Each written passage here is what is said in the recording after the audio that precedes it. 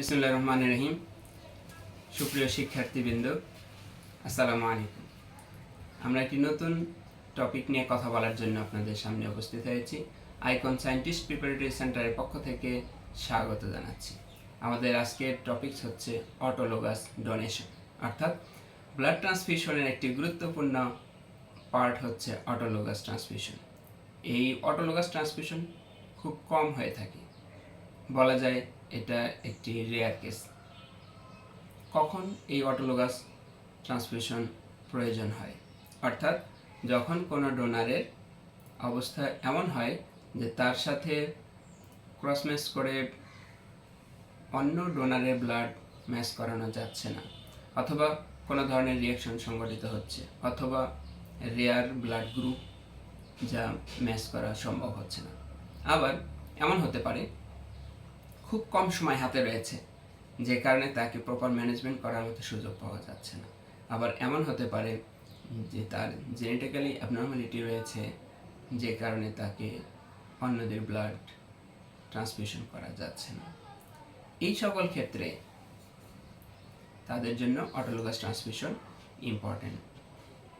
সেক্ষেত্রে তাদের কিছু ক্রাইটেরিয়া রয়েছে, যেগুলো জেনারেল ব্লাড ডোনেশনের ক্ষেত্রে যে সকল রুলস ফলো করা হয়, অটোলোগাস ট্রান্সফিউশনের ক্ষেত্রে সেই সকল রুলস ফলো করা হয় না।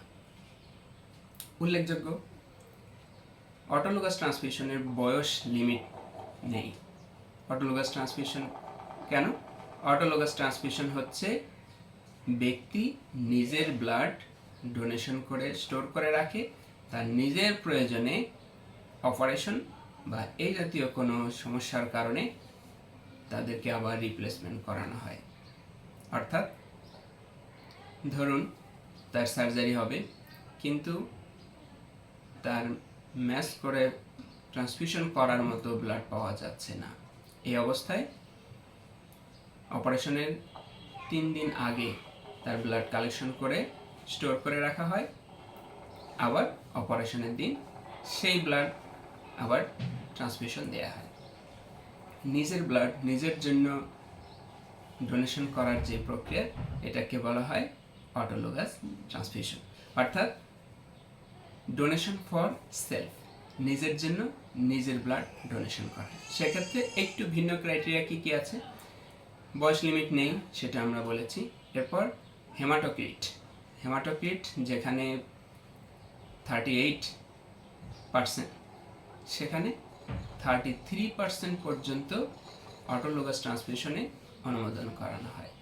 আবার হিমোগ্লোবিন যেখানে 12.5 গ্রাম পার ডিএল এর বেশি, 13 বা তারও বেশি, সেক্ষেত্রে অটোলোগাস ট্রান্সফিউশনে 11 বা এর সমান অথবা এর কিছু কম হলেও ট্রান্সফিউশন করা যেতে পারে। এক্ষেত্রে যেহেতু নিজের ব্লাড নিজেকে ডোনেট করা হয়, সেজন্য অপেক্ষাকৃত সেফ এবং ঝুঁকি কম থাকে। আর এক্ষেত্রে একটা ইম্পর্টেন্ট ইস্যু হচ্ছে, এই ব্লাড কালেকশন করার ক্ষেত্রে যদি তার accurate, adequate and appropriate blood collect করা না যায়, অ্যান্টিকোয়াগুলেন্ট যথেষ্ট পরিমাণ মিক্স আপ করার ক্ষেত্রে ভলিউমে কম বা বেশি হয়, সেক্ষেত্রে সাবধানতা অবলম্বন করার প্রয়োজন হয়। এই জন্য এই প্রক্রিয়াটা যতটা সহজ করে ভাবা হচ্ছে, আসলে একে ততটাই কেয়ারফুলি করার প্রয়োজন হয়। সেক্ষেত্রে এই অটোলোগাস ট্রান্সফিউশনের ব্লাড থেকে সাধারণত কম্পোনেন্ট তৈরি করা হয় না। সেক্ষেত্রে নর্মাল ব্লাড কালেকশন করার মতোই 450 ml ব্লাড কালেকশন করা হয়ে থাকে, করা যেতে পারে। এবং ক্রস ম্যাচিং করার জন্য যেই স্যাম্পল নেওয়া হয়, যেই ব্লাড নেওয়া হয়, এই অতিরিক্ত 10 ml বা এই জাতীয় ব্লাড যুক্ত হওয়ার পরেও টোটাল ভলিউম যেন 500 ml এর বেশি না হয়।